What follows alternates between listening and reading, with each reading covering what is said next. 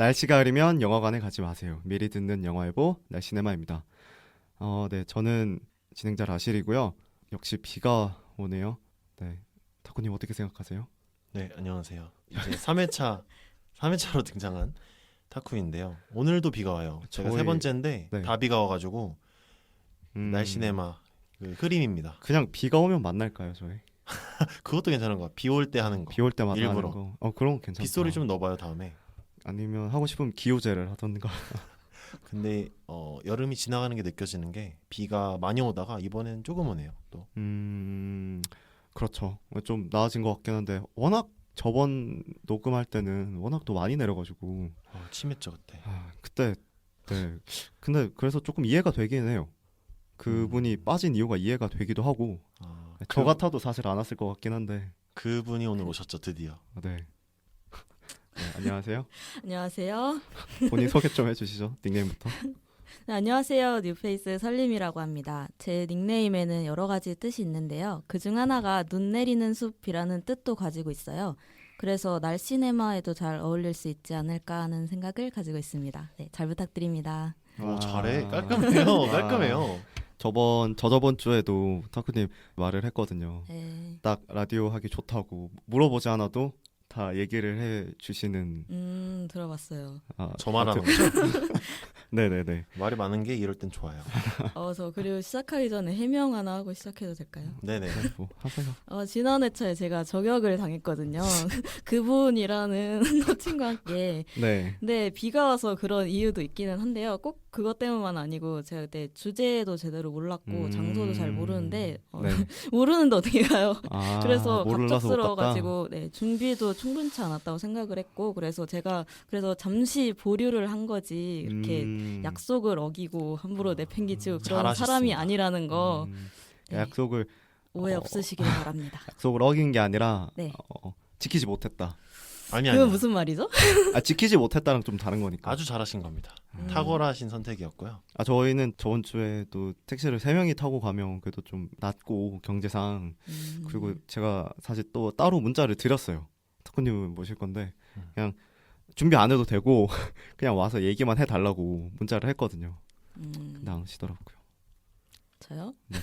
이렇게 끝나면 안 되죠. 안 끝나. 저 오해 풀려고 한 건데. 그래요. 그쵸. 사실 처음 하기가 사실 쉬운 게 아니라서 오늘 자기 목소리 또 들어보니까 어때요? 굉장히 낯서네요. 이렇게 제가 제 목소리 들으니까 평소에는 되게 제가 전화하는 것도 별로 안 좋아해요. 저는 제가 말씀드렸다시피 제가 글 쓰는 거는 그래도 괜찮은데 뭔가 이렇게 즉석에서 말하는 건 좀 자신 없어 했거든요.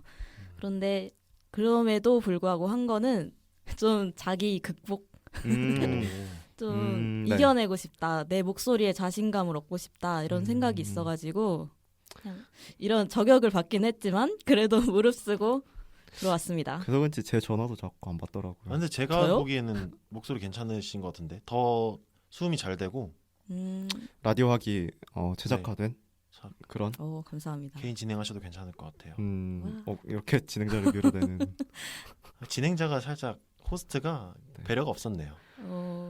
그래서요 오늘 네 오늘 영화는요 젖은 수건에 곰팡이 핀 마냥 영화를 준비를 했고요. 이유는 뭐 말씀을 드렸나요? 아니요. 제가 자취를 또 얼마 전에 시작을 했는데 수건을 딱 어느 날 보니까 곰팡이가 폈더라고요. 얼마나 관리를 안 하면. 그러니까 빨래 좀 근데 이게 하고 사세요. 어떻게 해도 이게 안 없어지더라고요. 저번에 그거를 이렇게 막 머리에 감고 밖에 막 나가서 막 하루 종일 있었던 적이 있는데 약간 곰팡이가 없애려고 그래도 똑같더라고요. 그래서 그 에어컨을 켜야 되나 에어컨 값도 요즘 만만치 않고 해서 뭐 그런저런 이유로 요즘 비도 많이 오고 하니까 그렇게 약간 처지는 느낌으로 골랐긴 한데 다들 고른 내용을 보니까 그렇게 처지지는 않은 것 같더라고요. 영화가 오늘 약간 차분하게 가려고 했는데 또 설림님이 너무 또 텐션도 높고 하니까 그런가요? 재밌는 방송이 될 것 같고요. 그런 주제로 오늘 타쿠님부터 어떤 영화를 준비를 해오셨나요? 그 주제 한번 다시 말씀해 주세요. 젖은 수건에 곰팡이 핀 것 같은. 이것도 참 제가 들을 때는 이게 무슨 주제지? 왜냐면은 저번에 우리가 저희가 그 구독 취소하지 마세요라는 유유. 주제로 했는데 네. 그것도 이게 무슨 주제지? 하지만 이번에도 이게 무슨 주제지라는 주제를 들었고요. 네.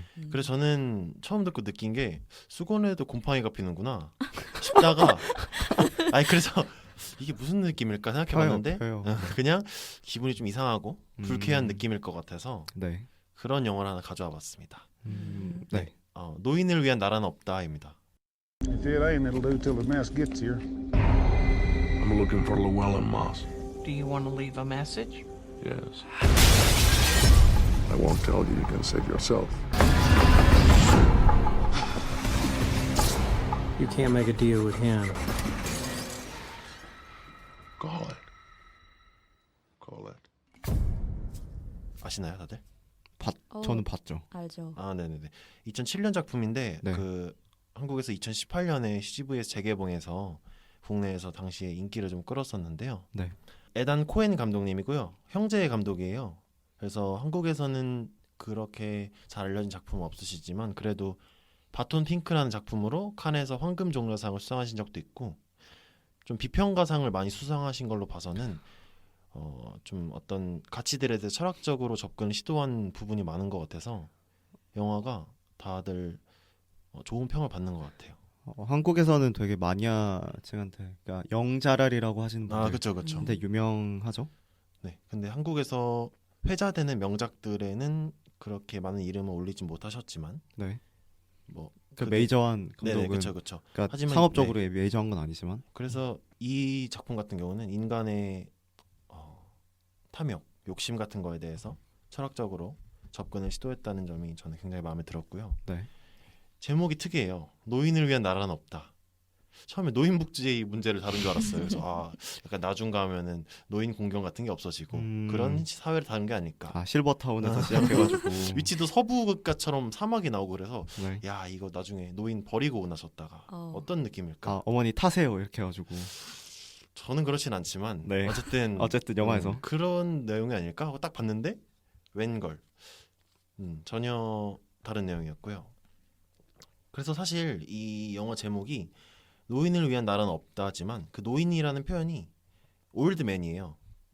그러니까 사실상 노인이 맞죠 번역하면. 늙은이. 네, 근데 노인. 이제 올드맨이라는 거는 영화에서는 조금 노인이란 단어보다는 좀 나이가 든 사실 같은 표현인데 이게 뉘앙스가 좀 다른 것 같아요. 그래서 영화에 등장하는 나이 든 보안관을 지칭하는 느낌으로 사용하는 것 같았어요. 그래서 네. 제목에서 느낄 수 있듯이 좀 적나라하게 불행에 대해서 보여주고 있거든요.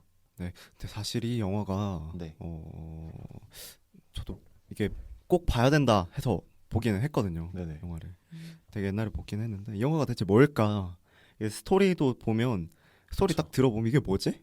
뭐 그래서 뭐 어쩌라고 약간 이런 느낌이 있거든요. 스토리로 말하기도 힘들고 오늘 다시 타쿠님이 어떻게 스토리를 준비하셨을지 되게 기대가. 네. 갑자기 어깨에 짐을 하나 얹어주시는데 부담을 주시는데. 사실 이 영화는 그런 이야기도 많이 들어요. 한 번 보고 이해할 수가 없는 영화라고. 그렇죠. 네. 사실 담은 게 굉장히 많기 때문에. 철학적인. 하지만 저는 한 번 보고 이해한 내용을 토대로 준비를 해봤고요. 제 네. 이야기가 상당히 주관적일 수 있다는 거 네. 먼저 말씀드립니다. 네. 네, 일단 주인공인 르웰린 모스는 은퇴한 군인이고 사막에서 술록을 사냥하던 중에 우연히 총격전이 벌어진 끔찍한 현장을 발견하게 됩니다. 그 타노스로 나오시는 분이죠. 조시 브롤린. 아, 그죠. 네, 그쵸, 그 배우고요. 모스는 그곳에서 200만 달러가 든 가방을 손에 넣게 됩니다. 2024억이에요. 200달러가요? 200만 달러. 아 200만 달러. 네. 24억 와. 저 20만 원으로. 그죠. 그쵸. 누구 코에 묻힌다고. 24억 든 가방을 든 느낌 무슨 느낌일까요? 와, 음. 좋겠다. 네, 어쨌든 이 가방은 하지만 희대의 살인마 안톤 쉬거가 찾는 것이었는데요. 그렇게 둘의 추격전이 시작됩니다. 그래서 영화 전체는 추격전으로 도배가 돼 있어요. 근데 이 영화에서 긴장감이 극도로 고조되는 명장면이라고 꼽힐 수 있는 4장면을 제가 뽑아봤습니다. 첫 번째는 한 가게에서 나오는 장면이에요. 그 살인마의 안톤 쉬거가 주인장에게 딜을 겁니다. 갑자기 찾아와서는 동전 앞면을 맞춰보라고 해요. 네, 앞면인지 네. 뒷면인지. 유명한 장면이죠. 네. 그래서 중후한 보이스로 주인에게 말을 겁니다. 동전 던지기로 가장 크게 잃어본 건 뭐야? 이런 식으로 말하죠. 되게 중요하시네요. 네. 저 요즘 말투가 살짝 이렇게 됐어요. 아, 제가. 네. 편집으로 둘 다 넣어드릴게요. 네. 다시 하겠습니다. 동전 던지기로 가장 크게 잃어본 건 What's the most you ever lost on a coin toss? Sir? The most you ever lost on a coin toss. 이라고 물음하지만 네. 그 주인장은 뭔가 불안해서 안 할래요. 안 하겠습니다. 하지만 그런 건 없죠. 그 악독한 살인마에게는 다시 한번 말합니다. 네. 말해 이렇게. 그 단어가 영어로 call it이에요. 그게 네. 좀 명대사로 꼽히거든요. 왜죠? 그 중원 보이스에서 나오는 그 call it이라는 두 글자가 네. 제가 할 순 없지만 제가 넣어드릴게요. 해주세요. 제가 더 내려서 가서 이렇게 할 순 없지만 어쨌든 그 주인은 안면을 말하고 다행히 살아남습니다. I don't know. I couldn't say. Call it. Call it. Yes. For what? Just call it. Well, we need to know what we're calling it for here. You need to call it. I can't call it for you. 안톤 시거는 그 동전을 주머니에 넣지 말라고 하는데요. 행운의 동전이기 때문에 다른 것과 섞이면 단순한 동전이 되어버린다. 그 얘기하면서 유유 가게를 나섭니다. 이 장면 보니까 저는 그 말이 있어요. 불행은 혹은 죽음은 단발머리를 하고 한 손엔 동전을 걸고 찾아온다. 라는 농담이 있는데 그게 이제 이 장면에서 나온 말이거든요. 실제로 그 살인자로 나오는 그 캐릭터가 단발머리죠. 네네. 하비에르 바르뎀. 바르뎀이란 분인데 네. 단발머리가 참 무섭다고 느낄 수 있었고요. 그렇죠. 최양락 머리긴 한데. 그 단발병 치료해준다는 그 짤 중에 하나죠. 네. 그런 머리였나요? 네네네. 네네네. 이게 그 배우가 그 머리를 하기 싫었대요. 나 같아도 하기 싫겠다. 근데 감독이 시켜서 어쩔 수 없이 했다는 후문이 있는데 그렇죠. 우리가 하면 최양락입니다. 그렇죠. 그분처럼 이목구비 뚜렷한 분이 해도 네. 와우. 그 정도인데. 네. 근데 사실 단발머리를 해서 더 무서운 느낌도 있어요. 만약에 그렇죠. 스포츠 머리였다면은 그냥 일반인이었을 것 같아요. 느낌이. 네네네. 평범하지 않으니까. 더 사이코패스적인 면모도 좀 드러나고. 어쨌든 두 번째 장면은 극중 등장하는 장소에서 벌어진 추격신인데요. 거기는 한 모텔입니다. 외지에 있는. 조용한 그곳에서 서로 경계하면서 모스와 살인자인 안톤 시거가 찾아온 안톤 시거가 둘이 신경전을 펼치게 되는데 소리랑 빛 그리고 그림자만으로 판단하고 신중하게 둘이 움직이는 장면이 정말 일품입니다. 제가 그거 보면서 그 처음으로 그 심장이 두근두근 뛰는 걸 느꼈어요. 영화 보면서. 그러니까 이게 되게 부여잡고 있었는데 이게 내가 이만큼 몰입했구나를 스스로 느끼니까 이 영화의 대단함이 새삼 느껴지더라고요. 막 뭔가 내가 긴장하고 있네. 뭐라고 이게?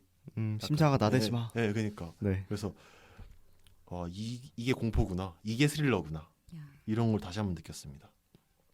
저도 이걸 볼 때 이게 사실 이유는 없잖아요. 그 살인자가 쫓는 이유도 없고 사실 그 사람이 뛰는 이유도 사실 돈 때문이긴 한데 이렇게까지 악역을 잘 그릴 수 있나? 다른 무슨 사연이 있고 무슨 뒤에 스토리가 있고 하는 이런 악당보다 아무것도 없이 총 하나 들고 와가지고 총도 아니죠 사실. 총도 아니라 자기가 만든 그 가스통으로 만든 그렇죠. 그 총이라고 해야 되나요 그걸? 그게 가스 기억은 잘 안 나요. 질소가스 네. 비슷한 걸 압축해서 쏘는 거예요. 근데 그쵸. 그걸 머리에다 바로 갖다 대고 쏘면 총처럼 이제 관통상을 입힐 수 있는 그렇죠. 네. 그런 무기인데 그걸로 문도 다 따고 그 총상도 다 입히고 하는데 거기서 약간 제가 느낀 바는 보안관들이 추적을 했을 때 총알이 없다는 얘기가 나와요. 그러니까 이제 보안관 벨이 총알이 없다고 그게 말이 되냐 이런 식으로 말하는데 그 점이 더 섬뜩한 그런 포인트를 주는 것 같은 게 약간 유령이라고도 말할 수 있는 그러니까 존재는 있지만 흔적은 없는 그런 느낌을 배가시켜서 그 무기가 더 적합한 느낌을 주는 것 같아요. 산소통이 되게 크고 막 1m가 넘잖아요. 네네. 근데 그걸 질질질 끌고 와가지고 사실 막 뛰어서 오는 그런 사람보다는 천천히 막 오는 미친놈이 맞아요. 더 무섭긴 하거든요. 걸어오는 게 진짜 무서워요. 그렇죠. 네, 실제로 있는 총이에요? 만들 수는 있을 것 같아요. 그러니까 그거를 어떤 방식이냐면 그냥 어떤 액체 질소통이 있는데 그걸 압축해서 한 번에 발사를 한번 쫙 하는 그런 방식이라 그게 물리적으로 되게 이렇게 압축이 잘 된 그런 느낌이라 음. 뭐 가능할 거는 같아요. 대신에 너무 사거리가 짧다는 게 문제지만. 저 공기총 같은 것도 있잖아요. 압력을 이용한. 그렇죠. 그래서 영화에도 보면 이렇게 뭐 가까이서 쏜다는 느낌도 아니라 그냥 그걸 머리에 대고 쏘거든요, 이마에. 그리고 세 번째 장면은 그 도망친 모스를 따라간 안톤 시거가 모스를 발견하면서 시작되는데요. 그 아까와 비슷하게 문틈새로 빛이 새어 나오는데 보통 이제 누가 내 문 앞에 왔다를 알 수 있는 거는 그 문틈새로 비쳐 나오는 빛이 그림자로 가려지잖아요. 네네. 긴장하고 있는데 그냥 지나가요. 그래서 뭐지 하고 있는데 갑자기 현관문이 다 꺼집니다. 아예 빛이 없는 상태로. 그러더니 이제 그 아까 말한 질소통으로 문을 따면서 들어오는데 그때부터 이제 숨죽이는 또 추격전이 시작되는데 아까 말씀하신 것처럼 터벅터벅 걸어오는데 진짜 무서워요. 그게 그 약간 전체적으로 장면도 어두워서 저 형태가 사람인 것만 알 수 있는 정도로 오는데 하지만 주인공은 또 지지 않고 차 뒤에 숨어서 자기가 구한 샷건으로 또 총을 겨누면서 결국은 한번 안톤 시거를 쫓아내는데 성공합니다. 쫓아내는 거죠. 죽이는 그쵸. 게 아니라. 다리에 총상을 맞췄지만 안톤 시거는 다시금 주인공 모스를 죽이기 위해 찾아오는데 마치 공포 영화 같은. 근데 또 중간에 그런 장면이 나와요. 모스에게 안톤 시거가 전화를 하는데 돈가방만 넘기면 네 아내는 살려주겠다 라고 쿨하네. 말하는데 네. 그 장면에서 모스는 삶과 돈에 대한 욕심이 둘 다 있잖아요. 살고도 싶고 이 24억 200만 달러 이걸 잃고 싶지 않아서 싫다고 해요. 근데 저라도 싫다고 할 것 같아요. 왜냐면은 돈가방 줘도 넌 죽이고 아내만 살리고 돈가방 안 주면 둘 다 죽인다. 그러니까 협상에 실패한 거죠. 근데 협상이 너무 말도 안 되는 게 어쨌든 넌 죽는다 이거잖아요. 그렇죠. 그 상황에서 사실 그래 날 죽더라도 아내를 위해서 이걸 주고 죽어야겠다 라는 판단이 합리적인가 과연. 보통은 다 이렇게 그 주인공처럼 도전을 할 거 아니에요. 그 살인마에게 차라리 그렇죠. 얘를만 죽이면 아내와 나 둘 다 이 돈을 갖고 행복하게 살 텐데 누구라도 이런 선택을 할 수밖에 없는, 그러니까 인간이 네. 가진 원초적인 욕심, 욕구 그런 거를 좀 내재한 장면이라고 생각을 했고요. 네. 그래서 제가 마지막으로 뽑는 명장면은 그게 후반부에 결국 이건 스포일러입니다. 그 스포일러 원하지 않으시는 분은 한 20초간 음속을 20초 밖에 안 해주시고요. 돼요? 네네네. 네. 네, 그게 빠르게 말하겠습니다. 그게 후반부에 결국 모스가 안톤 시거에 의해 죽게 되고 보안관인 벨이 살해 현장에 다시 찾아갔을 때입니다. 네. 아직 숨죽이고 숨어있는 안톤 시거와 부서진 문고리 사이로 새어나오는 빛을 보고 벽에 숨어 숨을 죽이고 있는데 하지만 벨은 안톤 시거의 흔적을 발견했음에도 돌아섭니다. 왜죠? 그게 바로 무모한 주인공과 사뭇 다른 점을 드러내는 장면인데요. 지금까지 주인공은 계속 수상한 점을 알고 싶어하고 살인마에 대항하고 이런 모습들을 보여줬잖아요. 근데 반면 나이가 든 보안관 벨은 모든 것에 약간 비교적 단념하는 모습을 보여주거든요. 그래서 그런 대사도 쳐요. 제자리에 돌려놓기 위해 애쓰는 그 시간 동안 더 많은 것들이 빠져나가 버리더라고. 더 많은 것이 뭐죠? 더 많은 것들이 빠져나가 버리더라고. 그러니까 우리가 이거를 제자리로 되돌려 놓기 위해서 노력하는 동안 더 많은 것들이 새어 나간다는 말이니까 이 상황에 대입해 본다면 뭘 원 위치로 되돌려 놓는 노력들이 사실상 더 많은 로스를 가져온다는 그런 내용입니다. 놔줘야 될 건 놔줘라. 그렇죠. 그래서 이제 이 벨과 모스의 다른 점이 부각되고 그렇습니다. 그래서 이 두 명의 대비되는 인물로 나타나죠. 모스는 호기롭고 호기심 많은 그런 인물로 그려진 반면에 벨은 초연하고 삶에 대한 어떤 비교적 많은 걸 단념한 운명을 받아들이는 그런 모습을 보여준다고 생각을 했습니다.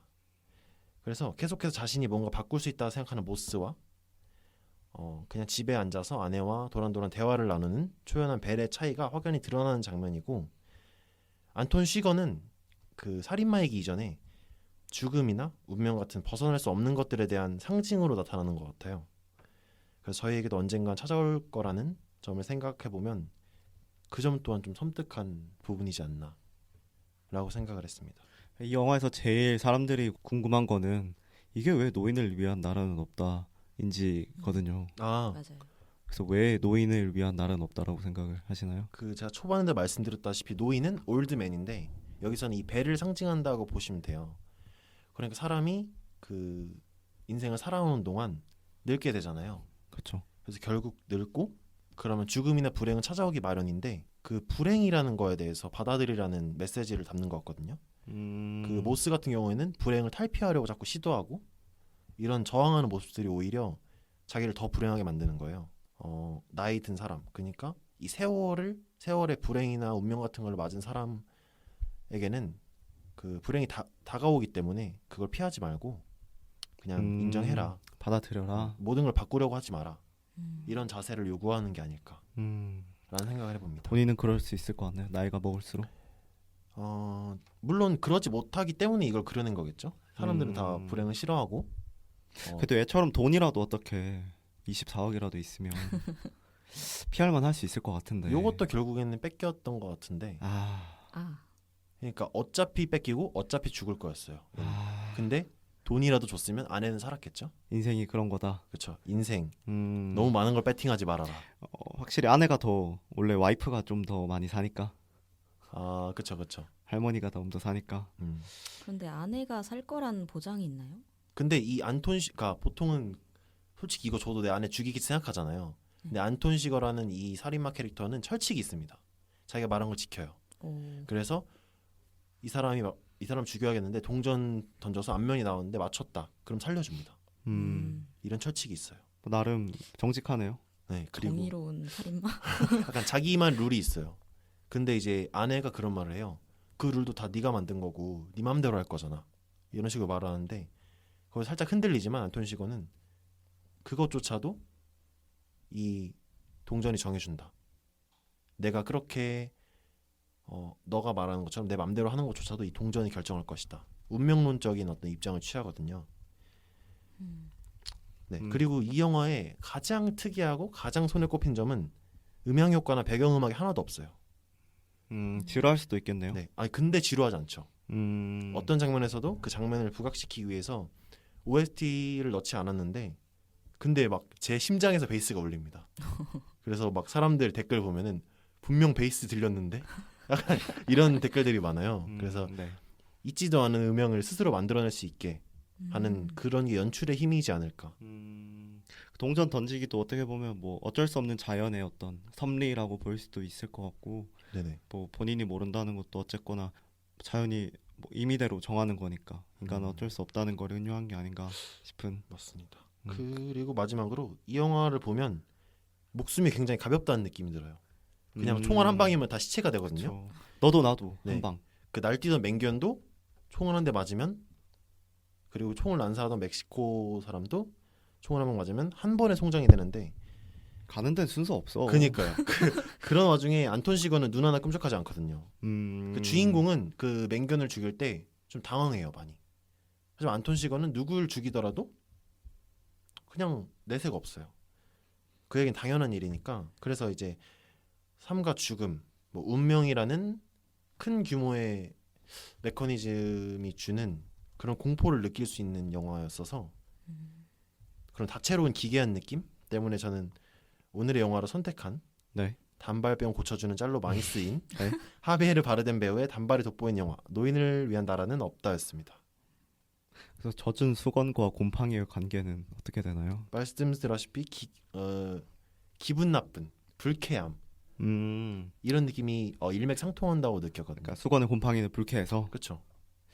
오늘 아침에도 사실 그걸로 닦고 왔긴 한데. 왜 그걸로 닦은 거예요? 아니 그거밖에 없어요. 잠깐 멀어져 주실래요? 그거밖에 없어요 저한테. 그래서 늦었구나. 피할 수 없죠. 그러니까 안톤 시거 마냥 곰팡이요? 이런 그럼 피할 수 자연의 없는데. 어떤 그런 건 피할 수 없죠. 박테리아는 다른 수건으로 피할 수 있지 않을까요? 또 폈기 때문에. 그건 네. 제습제라는 좋은 총으로 피할 수 있기 네. 때문에. 제가 그냥 반지하를 탈출하도록 하겠습니다. 그게 빠를 것 같은데. 여름에 좋죠. 반지하는 그 시스템을 벗어나는 게 가장 최고죠. 그렇죠. 네. 그래서 설림님의 날씨는요? 전 사실 이걸 봐서 전 이걸 안 봤어요. 근데 진짜 이야기만 들었을 때 저도 왠지 그냥 가슴이 쿵쾅거리는 것 같고, 그래서 번개 치는 날이라고 하면 오, 좀 괜찮지 네네. 않을까 합니다. 제가 번개 칠 때도 뭔가 괜히 그냥 안 맞을 거 아는데도 나한테 막 번개 내리꽂히면 어떡하지 이런 느낌 들면서 되게 두근두근할 때가 많거든요. 그래서 그런 날씨지 않을까 하는 생각이 들었습니다. 저는 뭐 근데 저는 이걸 볼 때 별점 매기기도 힘들었거든요. 네. 5점 만점이 별점 매기기도 힘들었던 게 내가 모르니까 내가 알면 못했다 잘했다를 할 수 있는데 이 영화가 사실 평가하기가 되게 힘든 영화예요. 보면 평론가가 이 영화를 보고 한 번 보고 아는 사람은 거짓말이다 이런 거짓말 말도 하셨나요? 하셨거든요. 그렇죠. 근데 저는 그 외부성이란 게 있다 생각하거든요. 외부성이란 게 작가가 의도하지 않은 것도 그 관객이 느낄 수 있다면 그것조차도 가치다. 맞아요. 이 영화 근데 이거를 자연 뭐 이렇게 다 동전 이런 걸 떠나서 그냥 스릴러로만 봐도 볼만해요. 되게 그냥 되게 이 어떤 뭐 자연이 됐던 어떤 악역이 됐던 되게 무섭고 캐릭터 설정을 잘했다라는 생각이 들어서 저는 간만에 맑음 볼만하다. 네. 보시면 아는 척도 좀 할 수 있고 그거 나 봤어. 노인을 위한 나라 나 그거 봤어. 그치. 명작 대열에 합류했기 저도 때문에. 사실 그런 이유 때문에 봤어요. 아하. 노나업? 나 봤지 당연히. 그거 왜 안 봐? 노나업. 노나업이라고 하거든요. 이런 건 또 아는 사람들 중에서는. 와우. 저는 이거를 지인한테 추천받아서 봤는데 그렇죠. 다들 지인이 이거 왜 안 봤냐. 그래서 재밌다니까 그분이 되게 만족스러워하더라고요. 저는 이거 제 6개밖에 없던 5점 리스트에 추가해서 7개 됐습니다. 5점 리스트. 그 나머지 나머지 여섯 천천히 개는 하나씩 소개하겠습니다. 나중에 네네. 꼭 하는 걸로. 그럼 인생작 몇인가요? 그렇죠. 인생작이죠. 와우. 그래서 제가 느끼는 노인을 위한 나라는 없다는 더움, 무더위 그 정도로 하겠습니다. 너무 따뜻하고 맑기 때문에 그 정도로 저에게는 인상 깊었습니다. 자고 일어나면 막 몸이 끈적끈적하고. 지금도 그런데 네. 그래요. 만점입니다. 저한테는. 더운 걸 좋아하시나 봐요. 너무 싫어요. 그러면 근데? 좋은 점수가 아닌 것 같은데. 아니 아까 좋아서 맑음으로 표현하시지 않았어요? 그런 의미에서 그쵸. 더울수록 맑음이다. 그럴 수도 있죠. 저에게 좋다면 전 가을로 하겠습니다. 가을 날씨. 가을? 네. 가을 남자. 네네. 추남이죠. 추하다 진짜. 다음 하세요. 다음 설림님이 갖고 오신 영화는? 제가 가져온 영화는 날씨의 아이인데요. 제가 이 주제에 관해서 생각을 해봤는데 그거에 대한 얘기부터 말씀드릴게요. 일단 이 주제가 저한테 무서워 되게. 아니 무서워하실 필요 없어요. 그러니까 네. 개인적으로 되게 좀 어려웠어요. 뭐랄까 추상적이라고 해야 되나? 네. 그러니까 이게 젖은 수건만 해도 안 되고 거기에 곰팡이까지 펴야 되잖아요. 그래서 조건이 두 가지나 되다 보니까 네. 두 사실 가지 조건, 수건에 곰팡이 피기가 굉장히 힘든데 저희 집엔 폈더라고요. 이런 쉽지 않은 일을 아무튼 그래서 두 가지 조건을 갖춰야 돼서 일단 첫 번째 조건으로 젖은 수건에 대해서 생각을 해봤는데 그래서 비가 나오는 영화를 생각해야 되나 했는데 그래서 뭐 클래식 지금만 하러 갑니다 이런 거를 할까 했었는데 엄복동. 근데 네. 몽글몽글하고 로맨스 느낌인데 곰팡이랑은 안 어울리잖아요. 그렇죠. 그래서 다시 곰팡이에 대해서 찝찝한 거를 생각을 해봤는데 그거는 뭐랄까 젖은 수건? 그런 거랑은 조금 안 어울리는 저도 스릴러를 생각하긴 했는데 네. 이게 젖은 수건일까? 이런 생각이 들어서 그러니까 뭐 기생충도 생각을 해봤는데 그거는 나름대로 조건에 부합을 하더라고요. 그렇죠. 비도 나오고 찝찝한 젖고. 느낌도 있고 네. 근데 두 번이나 다르셨다고요. 네. 그래서 죄송해요, 제가. 그것도 기각을 하고 기각인가요? 네. 그래서 선정 기준은 약간 축축한 느낌이 있으면서 그런 곰팡이의 찝찝한 느낌도 약간 있어야 할 것. 그거에다가 약간 엄청난 메이저는 최대한 지양하는 편으로 해서 고른 게 일본 애니메이션인 날씨의 아이입니다. 僕たちをずっとこのままでいさせてください。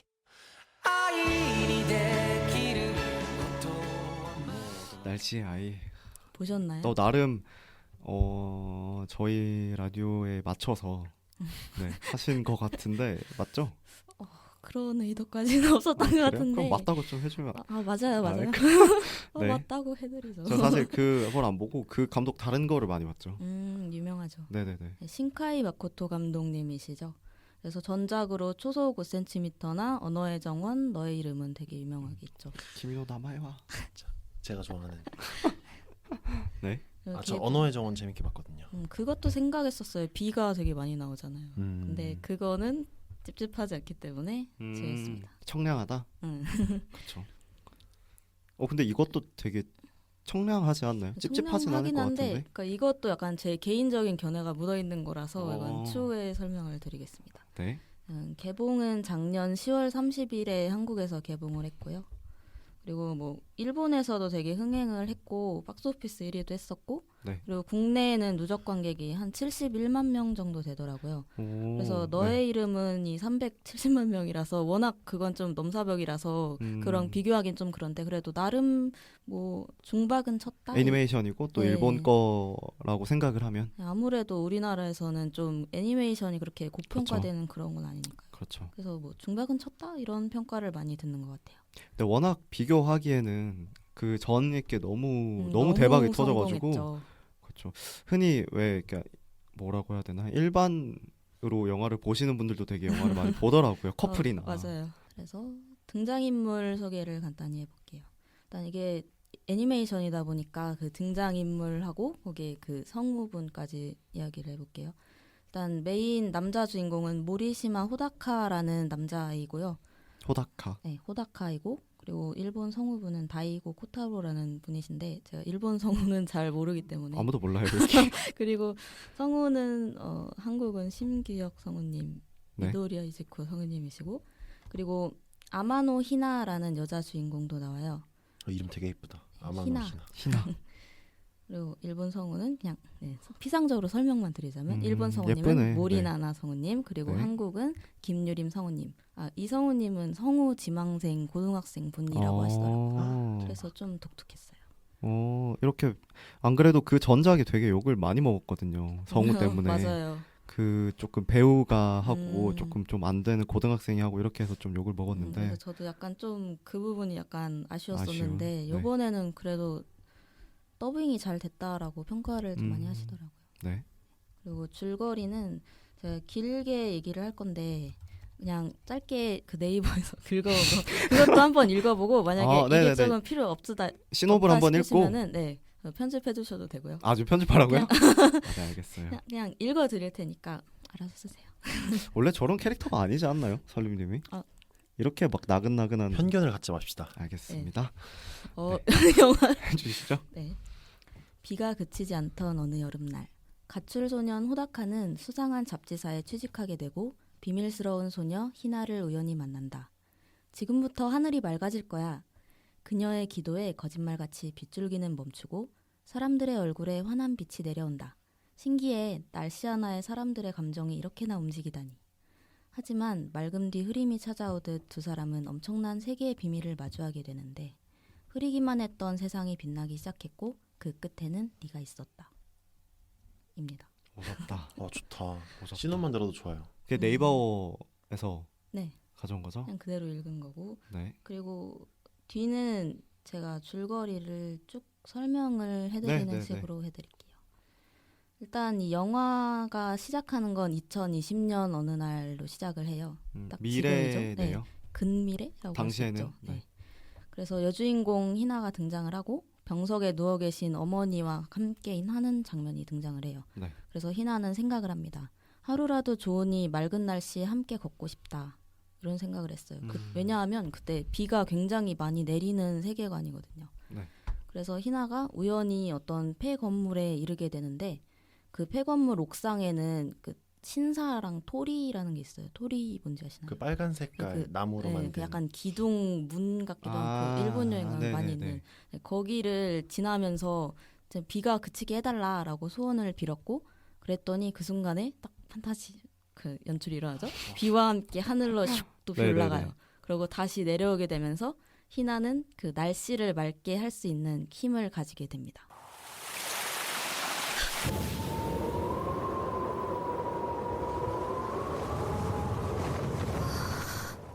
그 시점으로. 네. 네. 그렇게 인트로가 지나고 그 뒤로 1년이 지난 어느 날 그다음 남주인공 호다카가 등장합니다. 호다카는 이유는 모르겠지만 가출을 하고 도쿄에 가려고 배를 탄 상태예요. 그런데 그 날이면 하필 비가 많이 내려가지고 어느 날 그 공중에서 물덩어리가 확 떨어져서 호다카가 배 밖으로 내동댕이 쳐질 위기에 처해요. 어떻게? 그런데 마침 가판 위에 있던 어떤 남자가 호다카의 손을 탁 붙잡아가지고 구해주게 됩니다. 그래서 호다카는 그 남자에게 감사 인사로 식사도 대접을 하고 그리고 그 남자분은 뭐 곤란한 일이 생기면 언제든 연락해라 하면서 명함을 주고 헤어지게 됩니다. 그리고 호다카는 본격적으로 도쿄에서 가출 생활을 하게 되는데요. 그런데 호다카가 학생이다 보니까 뭐 학생증도 없고 아르바이트를 못해요.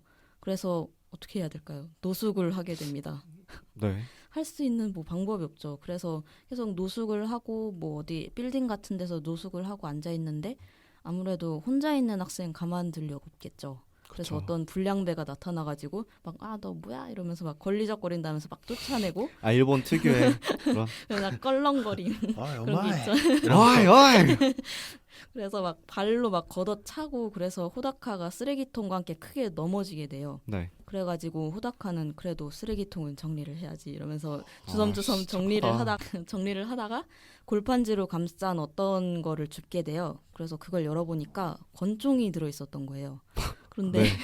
근데 네. 일본은 총기 소지가 금지된 그렇죠, 국가잖아요. 그렇죠. 그래가지고 호다카는 아예 뭐 장난감이겠지 이러고 그냥 가방에 숨깁니다. 네. 그리고 그 뒤로는 호다카 갈 데가 없으니까 돈도 없고 그래서 그냥 맥도날드 같은 데 가서 제일 싼 메뉴 스프 같은 거를 마시면서 연명을 해요. 그래서 그 맥도날드에서 알바를 하던 어떤 소녀가 아이고 불쌍하다 뭐 이런 말을 하진 않았지만 약간 불쌍하게 여겨가지고 나 할머니인 줄 알았어. 아이고 불쌍한 것. 그래서 햄버거를 건네줍니다. 네. 아이, 너 3일 연속으로 스프만 먹는 거 내가 봤어 이러면서 건네줘요.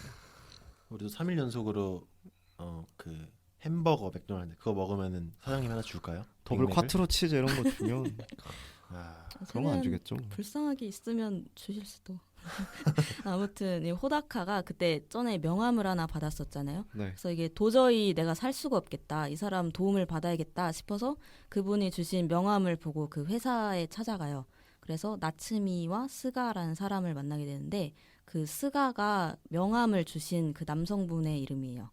네. 그래서 그 스가가 호다카한테 뭐 오컬트 잡지를 그 스가라는 분이 하시는 일이 오컬트 잡지 기사를 투고하는 일을 하세요. 되게 좀 막 특별한 네네네. 신기한 기이한 일. 그래가지고 되게 호다카는 이게 뭐지 싶어가지고 안 할까라고 뭐 무리라고 생각은 하는데 아, 무리됐어요. 그러면서 그런데 그래도 얘가 갈 데도 없고 돈도 없고 그런데 네. 무료로 식사도 주지 잠자리도 주지 따라갈 만하네. 최고의 조건이잖아요. 그래서 결국 거기서 인턴을 하게 됩니다. 약간 근데 스토리만 보면 이게 약간 스릴러로 바꾸면 인신매매나.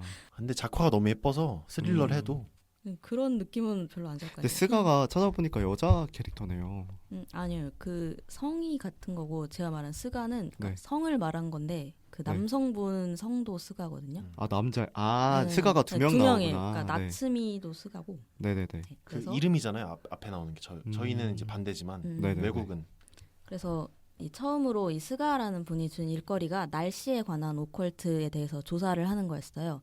그래서 맑은 여자와 비여자라는 게 있는데 그거에 대해서 막 조사를 하고 다니다가 어떤 점술가 분께서 그런 날씨를 조정하는 능력을 많이 쓰게 되면은 뭐 카미카쿠시를 당하게 됐다 뭐 이런 식으로 얘기를 해요. 카미카쿠시가 뭐죠? 그러니까 카미카쿠시가 그런 카미가 신이라는 네네네. 뜻이잖아요. 그래서 막 뭐 신에 의해서 막 좀 막 제물로 바쳐지게 되고 이런 네. 그런 좀 슬픈 그러니까 결국 그냥 슬픈 운명을 좀 암시하는 능력을 그런 많이 얘기를 쓰면 하죠. 네. 뭐 된다는 그런 내용.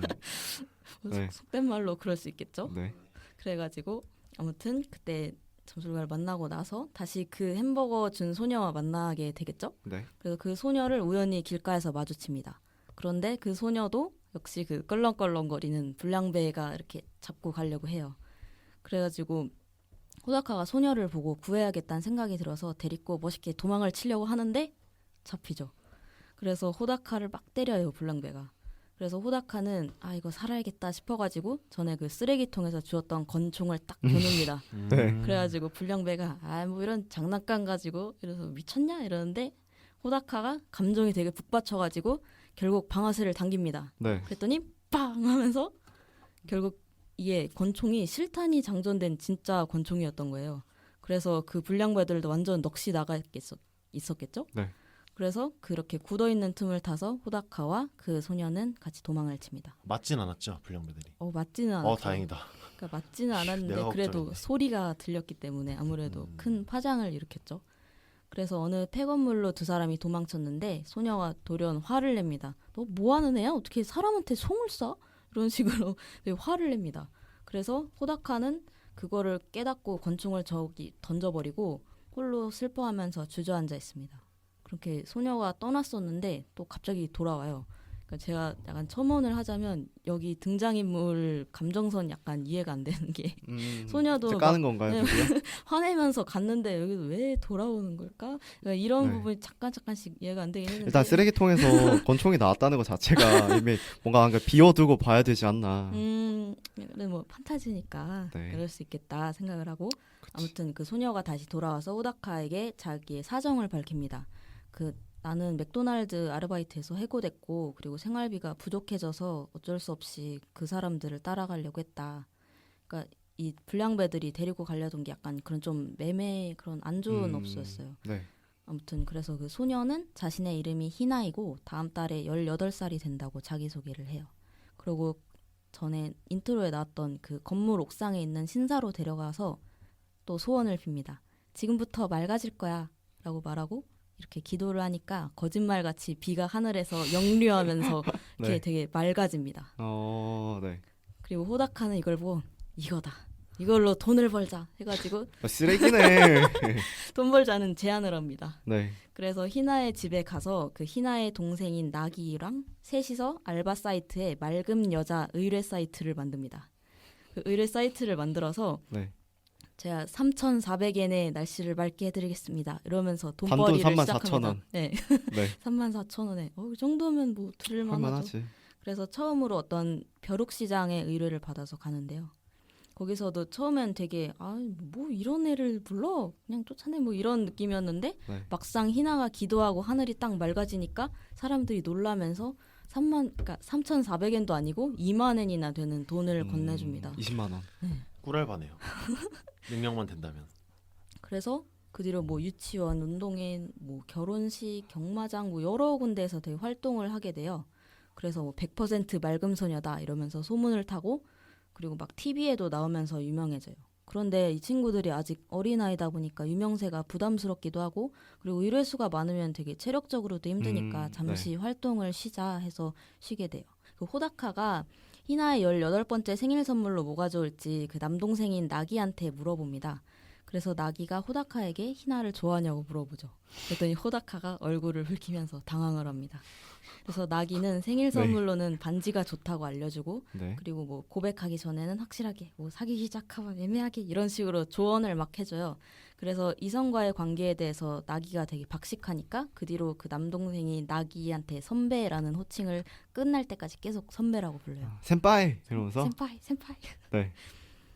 네. 하지만 여기서 잠시 이렇게 위기가 찾아오게 됩니다. 이렇게 아까 처음에 말씀했다시피 날씨를 맑게 하는 힘에는 페널티가 존재했죠. 네. 쓰면 쓸수록 몸이 액체처럼 변하는 거예요. 액체요? 네. 네. 그래서 네. 아마 생각하신 것처럼 막 그렇게 막 징그러운 건 아니고 그냥 좀 판타지스럽게 좀 알록달록하게 표현을 하기는 해요. 그래서 결국에는 신에게 인간 제물로서 바쳐질 운명이었죠. 그래서 호다카가 이제 맑음소녀 일 그만두자 이렇게 얘기를 했지만 그래도 이미 때는 늦었고 희나는 이미 몸이 변해가는 상태였어요.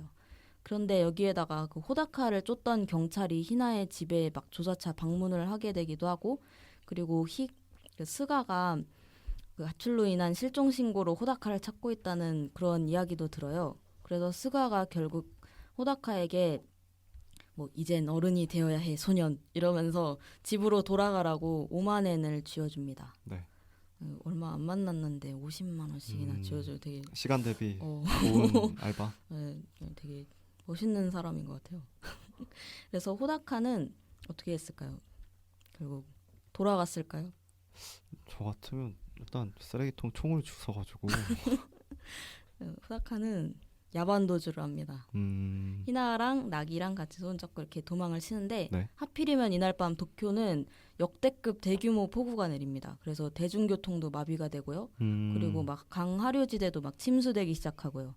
게다가 이때가 8월이었는데도 불구하고 날씨가 갑자기 10도 밑으로 떨어지는 데다가 눈까지 내립니다.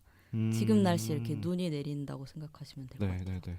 그래서 이런 상황에서 숙박업소를 찾아다니긴 하는데 비슷한 처지의 사람들도 많고 게다가 아직 미성년자이기 때문에 신분증을 요구해서 잘 곳도 잘 구하지를 못해요.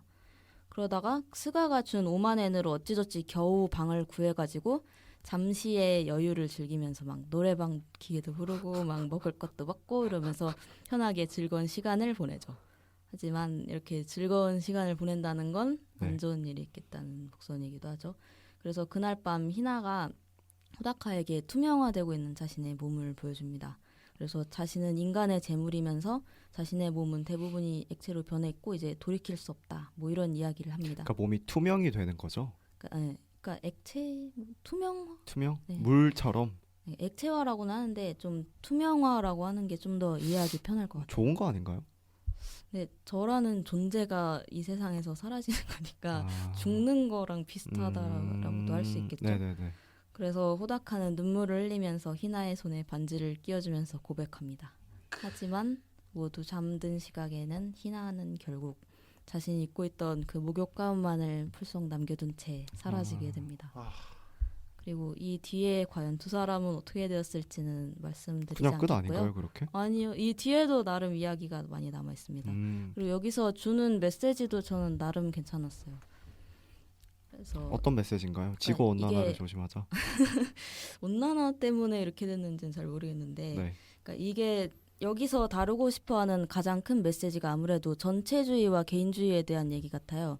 그러니까 히나가 하늘로 가면 이때가 비가 엄청 내리고 있는데 이게 거의 재난인 수준이잖아요. 네. 그래서 히나 한 명이 희생을 하면 그 비가 멎어요. 그래서 모두가 행복해져요. 그런데 그 대신 히나는 희생하기 위해 태어난 사람은 아니잖아요. 그렇죠. 그래서 히나가 희생을 하지 않으면 대신 전체가 좀 불행한 삶을 살게 되겠죠. 그래서 이게 진짜 히나가 자신이 희생을 해서 뭐 도쿄를 비로부터 구할 것인지 아니면 뭐 그냥 히나 개인의 행복을 위해서 도쿄를 그냥 물에 적신 채로 놔둘 것인지 이런 걸 보는 게 좀 관전 포인트라고 생각해요. 굉장히 일본식으로 바꾼 히어로물 뭐 아이언맨이나 어떻게 생각하세요? 그건 제가 볼 때 윤리관에 대한 맞아요. 얘기인 것 같은데 그러니까 자기를 목적론적이냐? 희생을 해서 도쿄를 살리냐 마냐. 근데 그렇게 망할 도쿄 같으면 이미 근데 이미 망하지 지금도 않았을까요? 비가 와가지고 부산 같은 망한다기보다는 아, 그렇죠. 사는 게 조금 힘든 거예요. 지금도 비가 되게 많이 오는데 저희가 망한 건 네, 아니잖아요. 저기 막 이렇게 강남이나 이쪽에 밑지방처럼 수해로 네. 목숨을 잃으시는 분들도 있으니까 그런 정도의 수위를 고려한다면 이것도 재난이라고 볼 수 있겠죠. 지금 시기에 딱 맞는 영화 같은데 내가 희생을 해서 저 사람들을 살릴 거냐 아니면 내가 조금 그래도 이렇게 냅두느냐 그런 문제잖아요 사실. 어떻게 하실 것 타코님 같아요? 라스. 저요? 먼저 넘기고 말하세요. 싶은데 나는 어렵죠. 제가 먼저 말할게요 그러면. 쉽지가 않네요. 네, 이게 둘 다 정답이거든요 사실은. 그게 목적론적 윤리관을 갖느냐 아니면 의무론적 윤리관을 갖느냐의 차이예요. 그래서 만약에 다수를 위해서 한 명이 희생되는 게 합리적이다, 합당하다라고 생각을 하면 자신은 목적론적 윤리관을 가진 사람인 거고 아니다. 모든 사람은 똑같기 때문에 한 명이라도 그렇게 희생을 하는 건 안 된다. 이게 의무론적 윤리관인데 저는 전자라고 봅니다. 왜냐면은 합리성에 의거하면 사실 근데 물론 본인이 되면 싫겠죠. 내가 죽고 나서 사람들이 괜찮아진다면 그렇죠. 난 기어이 죽겠다. 이런 사람은 그렇게 많지는 않을 거예요. 본인이 죽는 게 가장 큰 문제이기 때문에 웬만큼 정의롭지 않고서야. 그래서 본인은 저는 그 다수를 위해서 희생을 하겠다. 소수가 희생하는 것이 합리적이라고 생각합니다. 그게 본인이라도 그건 또 얘기가 달라야 되겠죠. 뭐야? 제 생각에 제일 중요한 부분은 이게 나일 때가 어떤 맞아요. 것인가 그쵸. 이 부분인 것 앞서 같아요. 말씀드린 것처럼 뭐 소수나 다수나 내가 아닌 건 마찬가지니까 그거 얘기하기는 얼마나 쉽겠어요. 근데 이게 내가 들어가면 좀 힘든 거지. 설림님은 당신이 날씨의 아이다. 저는 솔직하게 말할게요. 저는 안 해요. 아니 솔직히 내가 살아가는 이유가 내가 행복하기 위해서 살아가는 건데 왜 내가 희생을 해야지 싶고, 그리고 이게 진짜 막 다 같이 죽을 정도의 재난이면 모르겠는데 그래도 비가 오고 뭐 침수가 되더라도 어떻게든 사람들은 살아갈 방법을 갈구해내고 막 인류 멸종 이렇게까지 가지는 않아요. 그래서 그냥 뭐 다 같이 뭐 굳이 나를 희생시키지 말고, 아니 내가 날씨 아이라는 건 그냥 비밀로 하고 여러분 같이 잘 살아봅시다 이렇게 하지 않을까요? 그게 제일 나빠. 그게 제일 나빠. 근데 모르는 게 약이잖아요. 저 기준에서 그 희나가 많이 액체화가 된 상태인가요? 그거에 따라서 다를 것 같아요. 그러니까 제가 말씀드린 것까지 그 전개된 부분은 희나가 이미 다 그 액체가 다 돼가지고 하늘로 다 올라간 상태예요. 그런데 이 뒤에 약간 좀 소생이라 해야 되나? 그 남주인공이 희나를 좀 어떻게 막 되살릴 방법을 찾아내요. 그래서 그때 좀 선택을 해야 되죠. 이 친구가 내가 뭐 진짜 하늘로 가서 신에게 바쳐질 것인가 아니면 그냥 살아갈 것인가. 그래서 뒤에 내용이 좀 더 그 남주인공의 선택이 어떻게 되느냐가 관전 포인트다. 그쵸. 근데 신한테 바쳐진다는 게 옛날 같으면 막 신이 먹는 그런 느낌이잖아요. 그리스 로마 신화 같은데 보면 신이 약간 뭐 이렇게 밥을 먹는 이런 느낌인데 제물로 바쳐진다는 게 대체 어떤 의미인가요? 근데 아니 뭐 신이 제물로 바쳐줬는데 잘해줄 근데 수도 있고 나보다가 일본 문화에서 제물로 바쳐진다는 거는 그냥 육신이 사라진다 이 정도로 이해하면 될 것 같아요. 그냥 정도? 죽는 정도 아닐까요? 근데 음, 여기에 묘사되기로는 약간 좀 고립된다? 그런 식으로 묘사됐던 영혼이 것 같아요. 고립된다 이 정도겠네요. 일본 감성에 조금 부합하는 그런 내용이네요. 완전 일본 감성 뿜뿜하는. 제가 좋아하는 전작도 되게 그런 좀 세카이물이라고 하나요? 그렇죠. 그런 느낌이 나는데 진짜 그냥 이런 판타지적인 거를 완전 다 때려박은 세계관이라고 생각을 해요. 그 전작, 그러니까 같은 감독의 전작 너의 이름은이랑 약간 비슷한 느낌이기도 하네요. 그러니까 결은 비슷한데 좀 주제는 다르다. 개인적으로 말하면 너의 이름은이 더 좋았어요. 왜 그거 본 거야? 아니 이게 더 부합하니까요. 그리고 그쵸. 각자의 장단점은 존재하긴 하는데, 그러니까 네. 이게 전체적으로 말씀드리자면은 조금 개연성이 부족한 것도 있어요. 이거를 제가 말해야 될지 안 말해야 될지 이제 시작인가요? 모르겠는데, 네. 아니 저도 할 말 많아요. 네. 그러니까 이게 그 스포송인지 아닌지 모르겠는데 주인공이 가출을 했잖아요. 그렇죠. 근데 보통 가출을 하면 왜 가출을 했는지 그거랑 뭐 결국에 뭐 부모님이랑 화해를 하든지 뭐 네. 어떻게 끊어내든지 이런 게 나와야 되는데 그거에 대해서는 그냥 아무것도 나오지를 않아요. 끝날 때까지. 그래서 얘가 왜 굳이 이렇게 비 맞으면서까지 도쿄까지 가려고 하는가, 그거에 대해서 그런 이유가 안 나오니까 좀 더 공감도 잘 안 되고, 그래서 아마 이 감독님이 노리셨던 거는 그런 의도보다는 이런 가출 청소년들이 사회에 버려졌을 때 겪는 그런 아픔, 그런 거를 좀 더 드러내고 싶어 했던 것 같아요. 하지만 우리가 보기에는 약간 납득하기가 힘들었다. 약간 덜 안 와닿는다. 그리고 호다카가 고생을 되게 많이 하거든요. 어디 가서 되게 많이 얻어맞고. 네. 그래서 그냥 불쌍한데 왜 그런지 모르겠다. 그럴 거면 돌아가는 게 낫지 않겠니? 이런 생각이 좀 들게 하는 그런 이야기였어요. 이 감독님이 조금 그런 부분이 없지 않아 있기는 해요. 전작들 보면 뭔가 개연성이라기보다는 주제를 하나 냅두고 그거 플러스 뭔가 되게 아름다운 영상미로 어필을 하는 이런 느낌이 일단 없는. 영상미 하나만 놓고 오면 진짜 최고죠. 그렇죠. 연출도 그렇고. 근데 일본 애니메이션에서 이 정도 개연성은 완벽한 편입니다. 나름 전문가. 네, 제가 전문가시죠. 애니메이션 전문가로서 네. 그런가요? 말씀드리는데 이 정도면은 그냥 현실이에요. 수도 많은 작품이 있기 때문에. 오. 그래서 왜 이게 곰팡이랑 어울리는 영화인가? 그러니까 곰팡이랑 어울린다가 이상하다. 곰팡이 이거 말씀드리려면 약간 아닙니다. 그러니까 이 제 날씨를 말씀드리자면 네. 무지개 뜬 비 오는 날이라고 평가를 했는데요. 네. 왜냐하면 되게 보기엔 예뻐요. 무지개가 떴고. 네네네. 그런데- 화면은 되게 예쁜 것 같아요. 그런데 비가 내리잖아요. 비 오면 어떻습니까? 되게 꿉꿉하고 맞아, 찝찝하고 진짜. 그러니까 이 찝찝한 기분이 드는 이유가 제가 말씀드렸다시피 이게 약간 개연성이 떨어지고 그런 행위에 대한 의도가 정확히 밝혀지지가 않아서 네. 그래서 아 이거 약간 찝찝한데 이것 좀 해결해줬으면 좋겠는데 싶은데 안 하고 끝나니까 네. 그것 때문에 약간 곰팡이정 요소나 아 내용상 네, 내용상으로 아. 그렇다 해서 나름대로 끼워 맞춰봤습니다. 저는 사실 권총이 나온다는 얘기가 있을 때부터 집중이 안 되기 시작했고요. 권총도 약간 좀 메꿔핀 그렇죠. 느낌도 있죠. 대체 날씨랑 고등학생이랑 권총이 무슨 상관이지? 약간 그런 생각도 들고요. 이게 만약에 뭐 미국식 액션 영화였으면 거기서 시작해가지고 조커가 되지 않았을까. 그럴 수도 있죠. 본인이 생각한 날씨가 있나요? 이 영화? 아까 말했잖아요. 집중하세요. 죄송합니다. 일단 타코님부터 말씀해 주실래요? 자꾸 넘기시는데 저는 모르겠어요, 라시님이랑 저는. 의견이 굉장히 다른 게 네. 연출이 굉장히 좋았다 생각해요. 네. 굉장히 어떤 현실성이라든지 네. 자기적인 부분에 대해서 굉장히 싫어하시는데 보면은 네, 저도 네, 네. 무지개 뜬 비 오는 날인데 네. 이 작품에 대한 평은 굉장히 굉장히 만족스럽습니다. 그냥 듣기만 해도 보고 싶어요. 저 사실 이 작품을 그 왓챠 보고 싶어요에 넣어놨는데 아직 못 봤거든요. 근데 들으니까 더 보고 싶네요. 되게 좋아하실 것 같아요. 그런 분위기 좋아하시는 것 같아서. 저 사실 이게 나올 때 이게 얼마 안 된 거잖아요.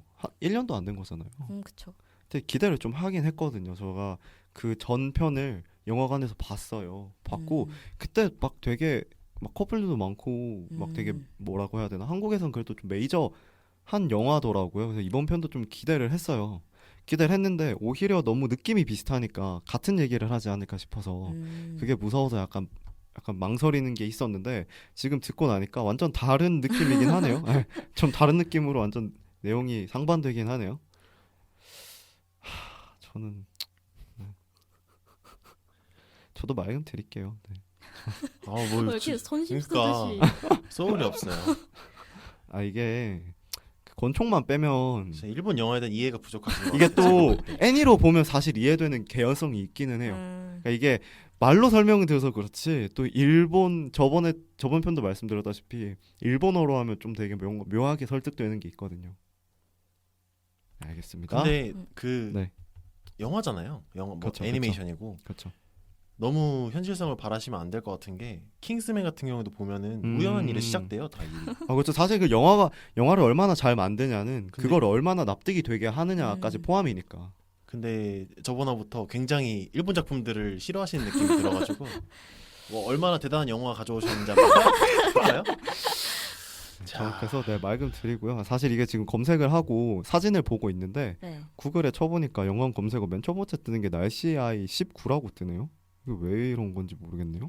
네, 제가 이거를 보면서 약간 좀 별로였던 점 중에 말씀 안 드린 게 이게 아무래도 날씨 다 얘기하고 일본 네. 애니메이션은 그런 게 좀 많잖아요. 약간 좀 성적인 요소를 부각시키는 거. 그렇죠, 많죠. 그러니까 이게 막 뭐 미국 스타일처럼 아예 대놓고 막 그런 거를 보여주는 건 모르겠는데 막 좀 일부러 어린 소녀 그런 소녀에게 막 그런 좀 약간의 노출이라든지 굳이 코드를 그런 거를 굳이 넣어야 했을까? 그게 없었으면 진짜 그냥 순수한 동화 같고 되게 예쁘고 그런 것으로만 남았을 것 같은데. 그런 게 있구나.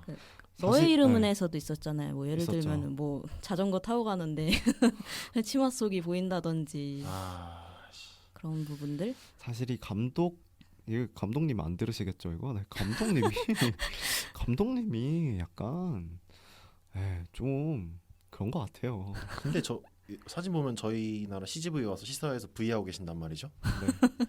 다들 모르고 보는 거예요. 그러니까 이 취향이 약간 그 전작에서도 보면 침을 뱉어서 만드는 술이 나오거든요. 막걸리라고 해야 되나요? 맞아요. 그 나오는데 그 모티브라고 해야 될까요? 감독님이 자기가 어릴 때 초등학교 때 자기가 좋아했던 여자애가 리코더를 부는 걸 보면서 거기 리코더엔 얼마나 그 애 타액이 묻어 있을까 이런 걸 생각했다는. 약간 특이 취향이시구나. 근데 이제 그런 게 용인될 수 그러니까 물론 우리나라에 국한되는 건 아니지만 그런 게 그 사람의 감성으로 작용할 수 있게 표현을 해낸다는 건 일본에서나 가능한 일이거든요. 그쵸? 사실 뭐, 한국에서 했으면 망했고 진작에 퇴출당했어요. 못 나왔지 뭐. 근데 이게 외국 영화라는 점을 음. 수입해왔다는 점을 고려한다면 일본이니까 좀 허용을 해주는 거지 우리나라였으면 못 났어요. 근데 그거를 우리나라의 문화 잣대로 본다? 그거는 좀 편협된 사고라 생각해요. 그렇죠, 그렇죠. 그걸 감안해서 보시면 감안 좀 하고 보시면 좋을 것 그렇죠. 같아요. 근데 그게 한국인의 눈으로 봤을 때는 기분 나쁠 수도 있다. 그거는 특히 인정. 저 같은 여성분들은 좀 아, 더 그쵸. 민감하실 수도 있어요. 2부에서 계속됩니다. 계속됩니다. 계속됩니다. 계속됩니다. 계속됩니다.